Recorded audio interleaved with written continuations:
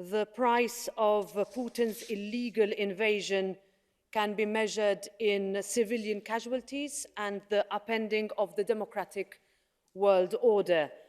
Our outrage grows with every shell that is fired, as does the Ukrainian defiance and our people's solidarity. Our cities and our governments have put European values into practice by welcoming more than 1 million Ukrainians fleeing the Kremlin's tanks.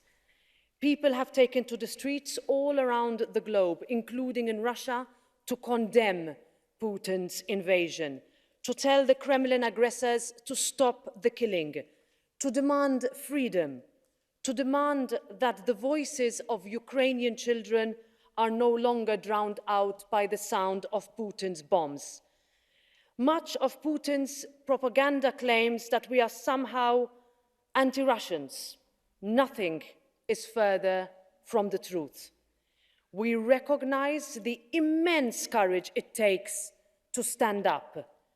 We know the Russia of Navalny, of Nemtsov, of Magnitsky, of the thousands jailed over the last days. And our message is this: Putin does not equal Russia. Brave citizens of Russia, despite the threat of jail and the brutal crackdown, continue to stand up. They are the peacemakers. Handwritten placards with peace signs and anti-war slogans today are enough to merit people being detained. There are reports of more than 13,000 people in 147 Russian cities being held for speaking against the invasion. Only yesterday, 4,500 people were detained.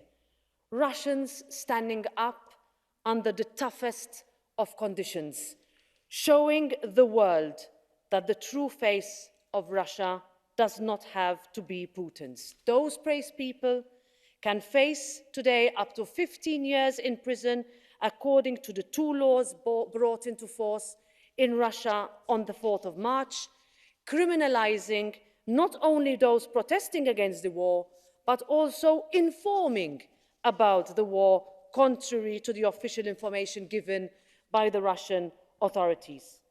Putin will find that the truth is not easily suppressed, and I want to express our solidarity with all peaceful anti-invasion protesters in Russia and applaud their courage to stand up publicly.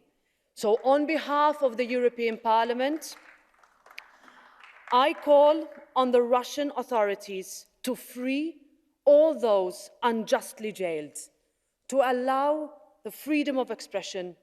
I call on Russian authorities to stop intimidating protesters and release immediately all those who are detained.